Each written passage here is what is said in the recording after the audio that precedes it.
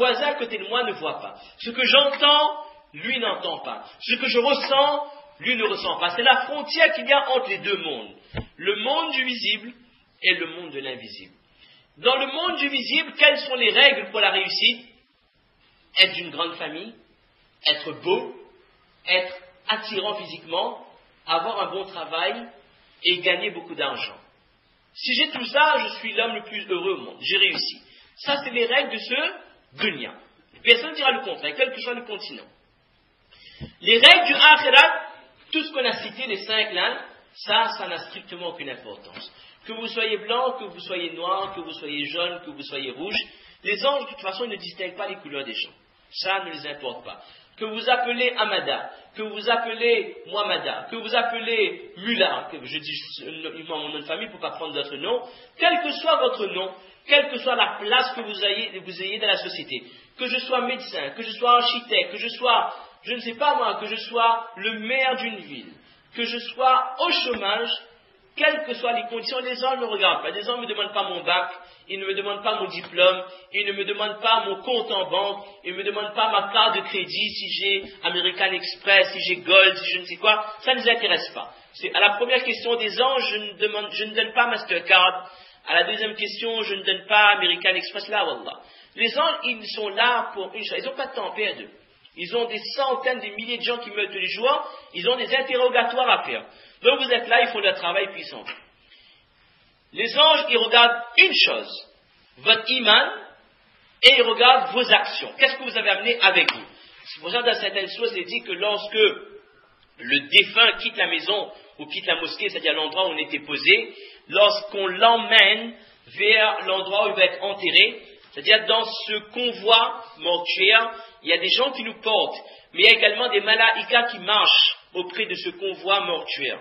Les êtres humains d'ailleurs disent que la question que les êtres humains demandent, Mada akhar, qu'est-ce qu'il a laissé? Qu'est-ce qu'il a laissé comme bien? La famille, ils vont faire quoi? Quand je suis enterré, je serai mort, ils vont pleurer quelques instants. Après, on va aller chez l'huissier, chez le notaire, on va voir l'héritage, on va faire ça, on va distribuer, on va partager. D'accord? Ça, c'est les êtres humains. Ils regardent qu'est-ce qu'il a laissé. Ça, c'est un devoir aussi de faire le partage. Ça, c'est rien à dire là-dessus.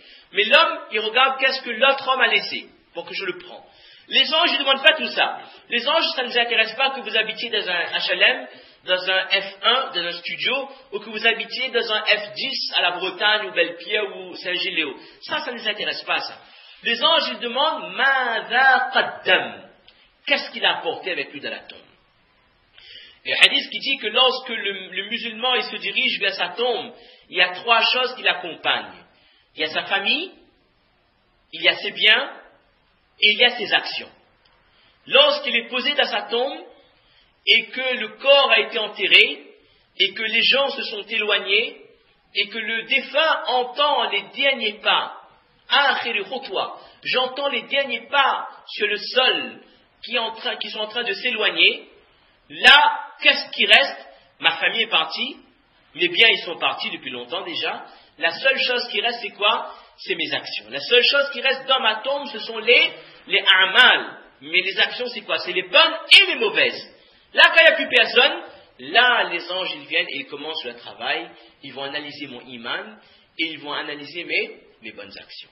Et là, le prophète, alayhi salatu wassalam, assisté une fois à l'enterrement d'un sahaba et un instant après, il a dit aux autres sahaba qui étaient encore là, Ud'u, en ce sens, Ud'u li sahibikum bis-sabat, fa innahu al-ana yus'al. Ça veut dire, oh mes compagnons, demandez doigt pour Allah, demandez doigt à Allah pour cette personne-là, parce que c'est maintenant que les anges sont arrivés, c'est maintenant que les anges sont en train de lui poser des questions. Mes chers sœurs, mes chers frères, je dois prendre conscience de ça. Aucun être humain, on serait fou de dire que je ne mourrai jamais un jour. Ça, il faut être malade. On est tous conscients qu'un jour on va mourir. Et on est tous conscients que quand je meurs, je passe par ces étapes. Le bain mortuaire, le namaz, l'afsat, le janaza et l'enterrement. Et qu'après, il y a les questions dans la tombe. Lorsque je prends conscience de ça, lorsque je sais que mes actions seront avec moi dans ma tombe, je ne peux pas me permettre de cumuler des péchés toute ma vie. Je ne peux pas me permettre de cumuler des situations où je désobéis à Allah du matin jusqu'au soir. par rapport à ma tenue vestimentaire, par rapport à l'abandon, la négligence de les prières, par rapport au non-respect envers mes parents, par rapport à la consommation de choses qui sont illicites, par rapport aux revenus qui sont haram, par rapport à telle chose, par rapport à ma langue où j'ai menti, j'ai critiqué les gens, j'ai fait du riba, du buhtan, j'ai accusé, etc. Je ne peux pas me permettre de cumuler tout ça, et tout ça, ça va venir avec moi dans ma tombe. Le musulman intelligent, il ne peut pas faire ça. Le musulman intelligent, il ne peut pas délaisser ses obligations, sachant que ces choses-là vont se retourner contre lui dans la tombe. Alors le musulman intelligent, il sait que lorsque, on revient un peu au début, lorsque l'ange de la mort reprend mon âme, il y a une différence entre ce musulman qui, durant sa vie, a fait des efforts pour ne pas faire des péchés, et ce musulman qui s'est laissé aller, qui a fait tous les péchés. Comprenez bien que l'ange de la mort ne reprend pas l'âme d'un pécheur et l'âme d'un serviteur obéissant de la même manière. Comprenons bien que lorsqu'on est dans la tombe, les anges ne s'approchent pas de nous de la même manière si on est pécheur ou si on est un serviteur d'Allah obéissant. Comprenons bien, mes chers sœurs, mes chers frères, que lorsque je serai ressuscité le jour de la résurrection, le pécheur et le serviteur d'Allah ne seront pas ressuscités de la même manière. Ils ne seront pas ressuscités avec les mêmes groupes d'hommes. Les gens pieux seront ressuscités, Inch'Allah, avec les sahaba, avec les anbiya, avec les ulama, avec les gens qui obéissaient à Allah. Mais les pécheurs, ils seront ressuscités avec les pécheurs. Comprenons bien, mes chers frères, que lorsque le prophète alayhi salatu wassalam, il dit que les gens, le jour de la résurrection, la première étape, pendant 40 années, les gens resteront debout devant Allah Azza wa Jal. Leurs yeux seront rivés vers le trône d'Allah, parce que Allah les mettra en attente. Pas de hisab qui commence pour l'instant pendant 40 années. Et là, les gens vont pleurer, ils vont demander à Allah de commencer les comptes. Et pendant ces 40 années, les gens auront le soleil proche d'eux. Et les gens vont transpirer. Et certains auront la transpiration au niveau de la cheville, au niveau du mollet, des genoux. D'autres seront noyés de la transpiration. Et ça, c'est par rapport à quoi? C'est uniquement par rapport à la quantité de péché que j'ai cumulé, que j'ai amené avec moi quand je suis mort, et donc c'est resté avec moi jusqu'au jour où je serai ressuscité. Comprenons, mes chers sœurs, mes chers frères, dans un verset du Coran qu'on avait commenté il y a quelques jours dans la masjid, il dit que le jour de Qiyamah, le pécheur, il se réveillera, et tous les péchés qu'il avait, il va les porter sur son dos. Et le péché va dire, toute ta vie, c'est moi qui te portais, tu faisais des péchés. Cette fois-ci, c'est toi qui me portes, et les péchés emmèneront cette personne vers le Jahannam, qu'Allah nous protège. Donc je dois prendre conscience que devant moi, il y a la mort.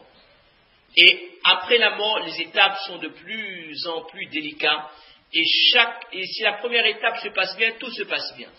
Mais toutes ces étapes dépendront de mon iman et uniquement de mes actions. Pas d'argent, pas de biens, pas d'honneur, pas de famille, c'est uniquement les actions que je fais durant ma vie et que je vais amener avec moi dans ma tombe. Pas les actions du Ramadan, mais les actions des 365 jours de toute l'année. Alors pour ne pas faire très long, mes chers frères, mes chères sœurs, on va en 10 minutes, on en est à 53 minutes, on a encore 7 minutes pour compléter l'heure. On va essayer d'énumérer 2 ou 3 péchés qui malheureusement sont inscrits dans la vie de tout le monde, de beaucoup de gens, illa man rahimallah, de beaucoup de gens, et on doit prendre conscience de ça. Parfois on le fait tellement de manière, c'est tellement ancré de nos habitudes qu'on ne prend même plus conscience que ce sont là des péchés. Vous savez, parfois on fait beaucoup de bonnes actions en pensant qu'Allah les accepte tous. Inch'Allah, Allah accepte. Mais il y a un péché que j'accomplis qui va détruire toutes ces bonnes actions, qui va les consumer. Le prophète parle d'un péché qui consume les bonnes actions comme le feu détruit al-khashab, comme le feu détruit le bois sec, consume le bois sec. Il y a un péché que j'accomplis qui va détruire, qui va anéantir mes bonnes actions que je suis en train de cumuler là maintenant. Ce péché, c'est quoi, mes chers frères, mes chères sœurs? C'est là la jalousie. Ça, c'est grave. Et ça, quand quelqu'un éprouve de la jalousie, la personne n'a pas conscience de faire un péché. C'est pas comme si je prends une canette de bière, je bois. C'est pas comme si que je suis en train de frapper ou de tuer quelqu'un. Non, la jalousie, ça passe comme quelque chose d'inaperçu. Mais pourtant, le prophète alayhi salatu wassalam nous a mis en garde que la jalousie consume les péchés comme le feu consume le bois. Et quelqu'un qui éprouve de la jalousie dans son cœur, c'est quelqu'un déjà qui n'accepte pas le qada, le qadr, qui n'accepte pas le destin, qui n'a pas conscience qu'Allah donne comme il veut à qui il veut. C'est quelqu'un qui n'a pas la quiétude du cœur. Quand je suis jaloux, à chaque fois je vois quelqu'un qui a plus que moi, je vais toujours, on dit en créole, râler le cœur. Je vais toujours être envieux. Et ça va être quelque chose qui va me pourrir la vie. Même si j'ai des bienfaits, à chaque fois je vais voir quelqu'un qui a quelque chose de plus que moi, je vais dire, ah, ça allait mieux. J'ai une petite voiture, j'ai une 206, alhamdoulilah, j'ai eu un peu d'argent, j'ai acheté une 207. Je dis pas ça pour MZ. J'ai acheté une 207, et dis que, ah, l'autre là, la tire un 407. Ah là, j'ai travaillé, j'ai eu une 407, et dis, ah, l'autre là, la tire un Picasso. J'ai acheté ma Picasso, et dis, ah, l'autre là, la tire un BM. Elle dit, ah, lui, la tire un Mercedes, etc., etc. Ça ne se terminera jamais. C'est-à-dire que toute ma vie, je vais regarder ceux qui ont plus, et ça, mes chers frères, c'est une maladie qui pourrit ma vie, et qui détruit les actions, qui anéantit les efforts que je fais. Alors que dois-je faire maintenant? De un, prendre conscience qu'Allah donne, comme on l'a dit, à qui il veut, quand il veut, comme il veut. Et prendre conscience que plus Allah donne, plus il y aura des comptes à rendre le jour de Qiyamah. Bon, on aurait aimé analyser les péchés et comment y remédier, mais comme on ne veut pas fatiguer trop, on est en Ramadan, on ne veut pas trop prendre du temps, on va juste énumérer les péchés. Mais il faut réfléchir là-dessus. Je dois analyser à partir d'aujourd'hui dans ma vie, est-ce que j'éprouve de la jalousie dans mon cœur? Si c'est le cas, absolument, je dois essayer d'arrêter.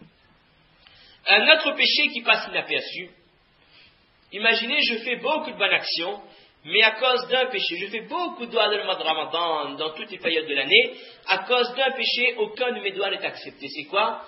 C'est quand je consomme du haram. Quand mes revenus sont haram, soit parce que je travaille avec de l'intérêt, ou j'ai emprunté de l'argent avec la banque, donc c'est de l'argent haram. Ou alors ce que je mange est haram. La nourriture que j'achète en magasin ou ailleurs, je ne vérifie pas que c'est halal, alors mes doigts ne sont pas acceptés. Dans un hadith, le passage m'a dit que ce voyageur, alors que vous savez qu'un voyageur, ses doigts sont acceptés. Ce voyageur, il est harassé, il est fatigué, il demande, il lève, il va dire, oh Allah, oh Allah, oh Allah, ya Rab, ya Rab. Le roi dit, wa mat'amuhu haram, wa mashrabuhu haram, wa malbisuhu haram. Ça me dit que ce monsieur-là, cette personne, son manger n'est pas halal. Sa nourriture, sa subsistance est haram. Ses vêtements sont haram. Tout ce qu'il a sur lui, c'est haram. Comment voulez-vous qu'Allah accepte ses doigts? On doit être très vigilant là-dessus. Tout ce qui rentre dans ma bouche, tout ce que je consomme, je dois faire très attention, je dois rechercher est-ce que ce que je consomme est halal ou non. Et là, j'attire notre attention sur 2 points. Et ça ne fait pas plaisir à tout le monde. Je sais que c'est des sujets qui fâchent. Première chose, mes enfants à l'école. Malheureusement, mes chers frères et mes chères sœurs, surtout dans les petits quartiers, même en ville, de nos jours, on voit ça. Combien de parents, ils laissent leurs enfants manger à la cantine? Et ça, c'est terrible, ça. Je suis musulman. Je crois en Allah. Moi, je mange du haram. Je suis papa. Je suis maman. J'aime mon enfant. Je veux que mon enfant apprenne bien l'école. Je veux que mon enfant soit en bonne santé. Je veux que mon enfant mange bien pour qu'il soit intelligent, pour qu'il réussisse à l'école, pour qu'un jour il devienne un homme, pour qu'un jour qu'il ait un bon travail, pour qu'il gagne bien sa vie, pour qu'il ait une épouse, pour qu'il ait une famille, pour qu'il ait une maison, une voiture. C'est-à-dire qu'il devient un citoyen et qu'il vit bien, qu'il soit heureux dans sa vie. N'importe quel parent, il veut ça. Qu'on soit musulman ou non, qu'on soit fundi, alim, mufti, qu'on soit musulman sans avoir de diplôme religieux aussi, tout le monde veut ça pour ses enfants. Moi aussi, je veux ça pour mes enfants. Tout le monde le veut. Je veux du bien pour mes enfants, mais je veux du bien et je permets à mon enfant de manger du poison tous les midis à l'école. Ça, c'est inacceptable. On va dire que oui, l'enfant n'est pas balir. Il n'est pas balir, d'accord, il n'a pas de péché. Mais si dès l'enfance, il y a du haram, il y a de la nourriture illicite qui rentre dans son corps, mes chers frères, mes chères sœurs, qu'est-ce que ça va donner un jour? Comment voulez-vous que cet enfant ait l'amour pour Allah, l'amour pour la lecture du Coran? Ça, on doit prendre conscience. Ça, c'est un point sur lequel on doit beaucoup réfléchir. Et deuxième point, quand je fais mes courses, je dois faire très attention. Dans les grandes surfaces, il y a beaucoup d'arnaques. Le mot halal, H-A-L-A-L, n'est pas un label protégé. Contrairement au label kasher de la communauté juive, qui est protégé. On n'a pas le droit de mettre kasher sur n'importe quoi, on est poussé en justice. Le mot halal, je peux le mettre sur du porc, je peux le mettre sur n'importe quoi. Il y a des amis qui étaient en France, ils ont vu du poisson halal aussi. Vous dire que c'est du n'importe quoi. Je dois faire bien attention. Le halal, c'est une question d'imprimerie. Je peux le mettre n'importe où. C'est pas que je vois une barquette de poulet, un carton blanc, c'est écrit halal, je le mange. Non. Je dois me rapprocher de mon mufti, de mon fundi, des alim, du moana, ou fundi, est-ce que ça c'est bon, ça c'est pas bon. Je dois faire très attention à ce que je mange et à ce que je donne à manger à mes enfants. Ça c'est un péché grave. Manger du haram, cela bloque, cela annule mes doigts. Troisième péché, ce sera avant-dernier, puis on va s'arrêter. Imaginez, je suis musulman, je fais le ramadan, je fais beaucoup de bonnes choses, mais mes actions là, quand je les fais, ils décollent comme tout le monde. Mais arrivé au ciel, pac, il est bloqué. Les actions n'accèdent pas au ciel. Pourquoi ça? Pourquoi? Je vous dis pourquoi. Parce que j'ai un frère, et il a à peu près le même âge que moi. Quand papa est mort, il avait l'héritage pour partager. Et il n'était pas d'accord. Et depuis ce jour-là, Nicolas Puepli, il fait 10 ans. Et donc, depuis 10 ans, mes actions ne montent plus au ciel. C'est quoi ça? Rompre les liens familiaux. Ça, mes chers frères, mes chères sœurs, c'est grave. Je dois essayer de réfléchir à ce qu'il y a des gens dans ma famille avec lesquels j'ai rompu les liens. Où je ne parle, où je ne fréquente plus. Fréquenter, mes chers frères, mes chères sœurs, c'est pas le jour de Eid. Je vais voir Eid Mabrouk, Eid Mubarak, Kullu Am, Antum Bikhel, bisous, tralali, tralala, mange un petit gâteau et puis s'en va. Là, wallah. C'est pas ça, garder de bonnes relations. Garder de bonnes relations, c'est toute l'année. J'ai Mohabbat dans mon cœur pour mon tonton, pour mon kala, pour mon grand-père, ma grand-mère, mes frères, mes soeurs, mes enfants, mes neveux, mes nièces. Ça, c'est important. L'unité familiale, c'est à la base de la société. Et le Mohabbat de la famille, c'est essentiel. C'est pas juste des bonnes manières, ça. Ça, c'est une des qualités du croyant. Et celui qui ne l'a pas, le prophète dit, celui qui rompt les relations avec son frère en islam, plus de 3 jours, ses actions ne montent plus au ciel. Et ça, c'est pour un musulman normal. Maintenant, que dire quand c'est quelqu'un de ma famille? Le hadith dit que celui qui rompt les relations, celui qui coupe, qui fait le qati'atul rahim, Allah le coupe également. Ça, c'est quelque chose d'extrêmement grave.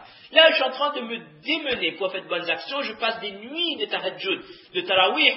Je ne parle pas avec quelqu'un de ma famille. J'ai coupé les relations. Ça vient de moi. J'ai fait mauvaise manière. Mes actions ne sont pas acceptées par Allah. C'est dommage. Je suis en train de gâcher une vie d'effort. Donc là aussi, je dois prendre conscience. Si j'ai ça dans ma vie, je dois absolument arrêter. Autre action à propos de laquelle je dois bien réfléchir. Il y a une action que même si je suis décédé dans la meilleure des situations, ce péché-là n'est pas pardonné. Jamais il sera pardonné par Allah. Le hadith dit qu'une personne qui est morte dans le chemin d'Allah, il a donné sa vie pour Allah. Avant que son sang ne touche le sol, tous ses péchés sont pardonnés, sauf ad-dayn, les dettes. Les dettes, ça, Allah, il ne pardonne pas. Parce que les dettes, là, si j'ai pas pris d'argent emprunté avec Allah, moi, j'ai pris l'argent emprunté avec telle personne. Ça, c'est grave. Je meurs, je peux être l'homme le plus pieux au monde, j'ai pu faire 30, 40 hajj dans ma vie, j'ai pu faire 60 ramadan, lire 1000 fois le Coran. Si je meurs et je dois de l'argent à quelqu'un, ce péché-là, je le retrouve cash le jour de Qiyamah. Sauf si la personne me pardonne, il dit que je gèle ses dettes, ça c'est autre chose. Donc je dois prendre bien conscience que je dois rembourser mes dettes, et dans la mesure du possible, le musulman doit éviter de contracter des emprunts. Mais de nos jours, c'est difficile.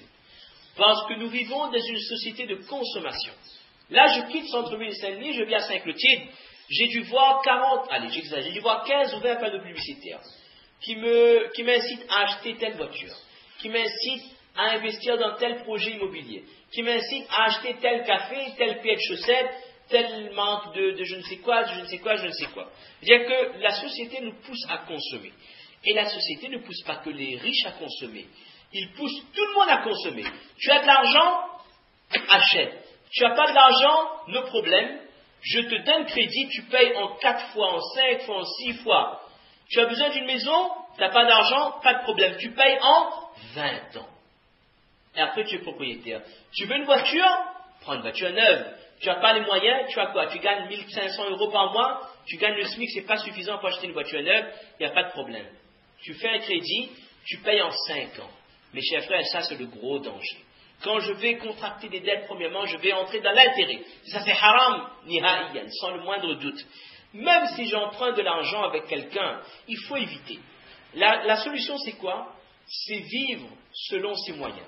Mes chers frères, si j'ai 6 000 euros par mois, j'ai une entrée d'argent de médecin, d'avocat, alhamdulillah, je peux me permettre une voiture neuve, je peux me permettre de devenir propriétaire, mais si je n'ai pas les moyens, je vis en fonction de mes revenus.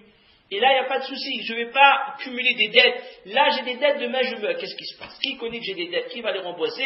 Et qu'est-ce qui m'attend le jour de Qiyamah si mes dettes n'ont pas été remboursées? Donc, une des solutions, c'est quoi? C'est al-qana'a, se contenter de ce qu'Allah nous a donné. Allah, tu m'as donné ça, oh Allah, je te remercie. Il y en a qui ont moins que moi. Tu m'as donné ça, mais tu m'as donné également la santé, tu m'as donné une femme, tu m'as donné des enfants, il y en a qui n'ont même pas tout ça. Alhamdulillah, et je me contente de ce qu'Allah m'a donné. On terminera avec un dernier point, voilà, un avant-dernier point, et là, ça c'est extrêmement grave. Imaginez une personne qui est mort dans le chemin d'Allah. Pareil, comme on l'a dit tout à l'heure, il a donné sa vie pour Allah, il est mort dans le chemin d'Allah. Arrivé le jour de Qiyamah, cette personne est persuadée qu'elle va entrer dans le paradis. Mais le paradis ne l'accepte pas. Parce que ce monsieur n'a pas fait de péché. Il y a une seule chose qu'il a fait, c'est quoi? Il a désobéi à ses parents. Ça, c'est l'histoire sur certains mufassirs de Ashabul A'raf. Les Ashabul A'raf, ce sont des gens qui sont morts dans le chemin d'Allah, mais qui sont partis avec le mécontentement de leurs parents. Le Jahannam ne peut pas prendre leur âme, leur corps, parce que c'est quelqu'un qui est mort dans le chemin d'Allah, shahid. Mais en même temps, le paradis ne peut pas prendre leur âme parce que c'est quelqu'un qui a désobéi à ses parents. Ça, c'est extrêmement grave. Donc, lorsque le prophète sallam dit « La yadkhulul jannata » celui qui désobéit à ses parents ne peut pas entrer dans le paradis. Les mufassirines disent que le prophète veut dire que ce monsieur-là, cette personne-là, va mourir de la pire des façons. On appelle ça « su'ul khatima ». Et ça, c'est grave. Tout le temps, on demande, oh Allah, accorde-moi une bonne mort. Oui, mais si j'ai désobéi à mes parents, Allah peut me donner une mort sans iman. Allah peut me donner une mort avec une telle situation où je vais directement en enfer. La désobéissance envers les parents, mes chers frères, mes chères sœurs, c'est la pire des choses. Maintenant, si moi j'ai encore mes parents vivants, je dois me rapprocher d'eux. Je dois faire le maximum d'efforts pour que tous les matins et tous les soirs, mes parents sourient. Ils me regardent et ils sourient parce qu'ils sont satisfaits de moi. Si je suis célibataire, j'habite encore chez mes parents, là c'est le mois de Ramadan, je dois essayer de faire des efforts. Je me réveille avant eux, je prépare le petit déjeuner de la série. Quand ils se réveillent, ils disent papa, maman, le petit déjeuner est prêt. Comment ça fait plaisir à mes parents? Je fais en sorte que mes parents soient un sourire des parents, c'est une baraka pour toute votre journée. Maintenant, que dire ces personnes qui arrivaient, quand les parents sont arrivés à un certain âge, 70, 80 ans, ils vont dire, papa, maman, tu es vieux maintenant, on ne peut plus s'occuper de toi, maintenant tu vas aller dans la maison de retraite. Mettre tes parents en hospice parce que les parents sont âgés, et ça, c'est en train de grignoter, c'est en train d'atteindre notre communauté, et chez les musulmans également, ça, ce sont des enfants inconscients. Ces mêmes parents qui vous ont fait grandir, qui vous ont donné l'instruction, l'éducation pour que vous réussissiez maintenant, pour vous en séparer, avec une telle ingratitude, ça c'est vraiment, même sur le plan humain, c'est inacceptable. Alors que si on savait que jusqu'à la dernière seconde, on peut obtenir le paradis par le biais de notre maman, par le biais de notre papa, bien inconscient celui qui n'en profite pas. Un sahaba dit au prophète d'Allah, donne-moi l'autorisation de venir dans le chemin d'Allah avec toi. Le prophète dit, est-ce que tu as des parents qui sont encore vivants? Le sahaba dit oui, retourne auprès de ta maman. C'est auprès d'elle que tu dois rester. Bien, rester auprès de sa maman, c'était plus important que d'être auprès du prophète sallallahu alayhi wa sallam. Donc, à partir d'aujourd'hui, je réfléchis comment est mon comportement avec mon papa, ma maman. Même s'ils sont âgés, même s'ils sont devenus un petit peu fatigants, même s'ils sont devenus un peu maniaques, ils répètent les mêmes choses, ils oublient. Ça c'est normal. Moi aussi, un jour, je serai vieux, je vais avoir des faiblesses, n'importe quel être humain. Malgré ça, je dois être patient. Jamais dire un ouf, voilà, taqullahuma ouffion. Jamais répondre. Jamais essayer d'argumenter avec les parents. Montrer du respect et accepter ce qu'ils disent. Et les seules personnes au monde qui méritent un tel respect 100%, sans limite, où je ne regarde pas qui a tort, qui a raison, c'est uniquement mon papa et uniquement ma maman. Ça, c'est les choses les plus importantes. Ce n'est pas pour rien lorsqu'Allah ordonne de faire le ibadat d'Allah. Allah a décrété que vous adoriez Allah uniquement. Ça, c'est l'iman billah. Ensuite, Allah Ta'ala dit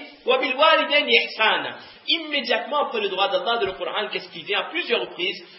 agir correctement envers les parents. Ça, c'est une des choses les plus importantes. Je dois absolument travailler là-dessus pour ne pas que cela devienne un empêchement pour accéder au paradis. Et en conclusion, ça, il faut faire très attention.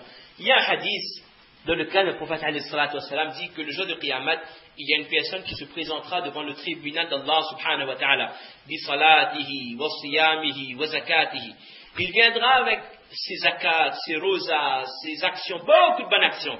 Et cette personne-là, il sait qu'il a fait beaucoup de bonnes choses.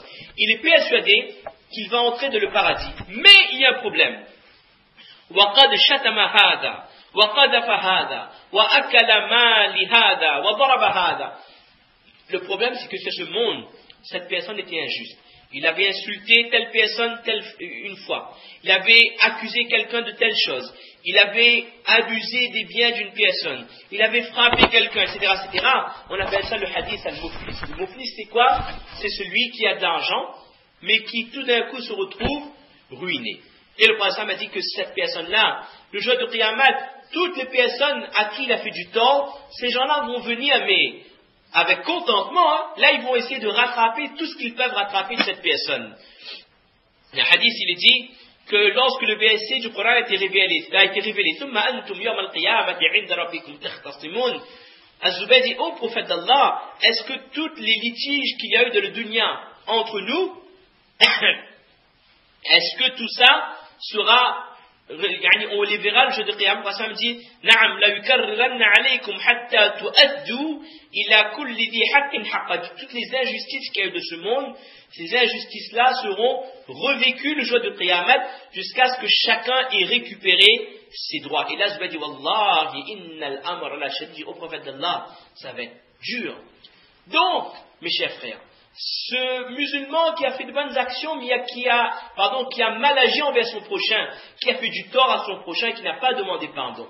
Le jour de Qiyamah, ce monsieur qu'on a oublié, c'est en 1980 que j'avais pris un peu de ses biens, ou c'est en telle année que je l'avais insulté, que je l'avais humilié en public. Je l'ai accusé de telle chose qu'il n'avait pas fait, mais je n'ai jamais demandé pardon. Et là, il vient dire, oh Allah, il m'a accusé, il a fait telle chose. Et comment est-ce qu'Allah va régler les comptes?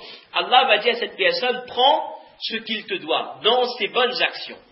C'est-à-dire, les bonnes actions que moi j'ai fait, cet opprimé-là, il va prendre mes bonnes actions. Et si j'ai opprimé beaucoup de gens, ils vont prendre de mes bonnes actions. Dans le hadith, dans la suite, il dit que s'il ne reste plus bonne action, Allah Ta'ala va dire à ces gens, maintenant, vous pouvez donner de vos péchés à cette personne. Les péchés que lui, il a fait, ces péchés-là vont être mis dans mon livret de compte, parce que j'ai mal agi, j'ai été injuste, j'ai opprimé ces gens. Ça, c'est quelque chose d'ignoble. C'est un grand khassar. Ça, c'est la grande perdition que de ce monde. J'ai fait mes ibadat, j'ai un grand signe de prosternation sur mon front, j'ai une grande barbe, je suis un homme pieux, je me couvre correctement, mais j'agis mal envers les gens. Je casse le cœur des gens, j'accuse, je fais le ribat, le bohtan, la médisance, la calomnie, et je provoque des divorces, je provoque des cassures dans les familles. Ces gens-là, le jour de Qiyamah, ils viendront et ils récupéreront leurs droits auprès du tribunal d'Allah subhanahu wa ta'ala. Le hadith est dit, Innahu la ya'ti l'abdu yawm al-qiyamah. L'homme se présentera, il sera fier de ses bonnes actions. L'homme, un autre personne viendra dire, oh Allah, cette personne m'a opprimé. Et là, ce qu'on vient de dire, ça va se placer. Alors mes chers frères, mes chères sœurs, on a vu des points essentiels ce matin dans ce qu'on a dit. On a vu qu'Allah attend de moi, de ce mois de Ramadan, que j'atteigne la piété. Et la piété passe par les bonnes actions et l'éloignement du haram. Et les deux choses marchent ensemble. Je ne serai jamais un bon musulman avec la foi complète tant que, en même temps, je n'abandonne pas mes péchés et en même temps, je n'accomplis pas de bonnes actions. Et lorsque je fais de bonnes actions, je dois avoir la pensée d'Allah dans mon cœur en permanence, qu'Allah me voit, Allah m'observe. Je dois avoir ce qu'on appelle l'ihtisab dans mon cœur. Je suis conscient. Allah va me récompenser quand je fais ça. Si je ne fais pas tel péché, lorsque j'abandonne quelque chose, j'abandonne un péché pour Allah, Allah va me donner quelque chose de mieux. Je dois être conscient qu'Allah n'oublie rien de ce que je fais. Et tout ce que j'accomplis, je dois le faire avec l'intention de constance, je vais le faire toute ma vie avec istiqam. Deuxième chose, Allah attend de moi pour avoir la taqwa que j'abandonne les péchés. Et là, je dois prendre conscience qu'Allah me voit, qu'Allah a des anges qui inscrivent mes bonnes et mauvaises actions, qui sont avec moi toute ma vie, jusqu'à ce que mon âme quitte mon corps, et qu'Allah a des groupes d'anges qui informent Allah, qui font les rapports réguliers de mes péchés et de mes bonnes actions le matin et le soir. Et on a vu également que quand je quitte ce monde, c'est là que je vais voir la réalité de ma vie. Quand mon âme quitte mon corps, quand je marche, quand on me dirige vers la tombe, quand on me pose dans la tombe, quand les anges viennent, quand je vais être ressuscité, quand je vais être appelé auprès du tribunal d'Allah, lorsque le livret de compte me sera remis, lorsque je vais passer sur le pont qui mène vers le paradis, quand au-dessous il y a l'enfer, c'est là qu'on va voir le fond. Est-ce qu'il y a des péchés ou est-ce qu'il y a de bonnes actions? Lorsque je serai devant la balance, là je vais voir la réalité, qu'est-ce que j'ai fait vraiment durant 60 ou 70 années de ma vie, et ces années-là je les construis maintenant. Maintenant, qu'est-ce que je fais? Je construis soit mon paradis, soit je construis mon enfer, qu'Allah nous protège. Et on a fait un listing de quelques péchés qui sont malheureusement ancrés dans beaucoup de gens sans qu'on en prenne conscience. Et je dois tout faire pour éradiquer ces péchés maintenant. Faire le maximum d'efforts et demander à Allah, oh Allah, j'ai tel et tel péché dans ma vie. Aidez-moi, oh Allah, pour que j'arrête de faire ces péchés. La jalousie, la rupture des relations familiales, le manque de respect envers les parents, manger du haram, les revenus haram, illicites, les dettes et le fait de faire du mal ou le fait de mal agir envers les gens. Qu'Allah nous accepte, mes chers frères, mes chères sœurs, dans ce mois de Ramadan 2010, pour que ce mois ne soit plus profitable encore que les autres mois de Ramadan et que surtout à partir de cette année, je prenne de réelles résolutions, je vais rester ferme sur mes bonnes actions et je vais réellement m'éloigner du haram. Et quand je prends ces résolutions, en même temps je dis, oh Allah, ça c'est mon niyat, ça c'est mon intention, ça c'est mon envie de me rapprocher de toi, oh Allah, aidez-moi, donnez-moi la possibilité de le réaliser. Qu'Allah nous accepte, mes chers frères, donne tawfiq à un moment, on promet à nous tous de mettre en pratique ce qu'on a dit et de propager à nos mères et à nos sœurs. Il reste encore 2 dimanches, il reste encore à peu près 17 ou 18 jours de Ramadan. On doit se donner à fond pour faire le maximum de bonnes actions et encourager ceux qui sont autour de nous également de faire le maximum de bonnes actions avec l'espoir qu'Allah nous accepte. Subhana rabbika rabbil izzati amma yasifun wa salamun ala al-mursalin wa akhiru da'wana alhamdulillahi rabbil alamin.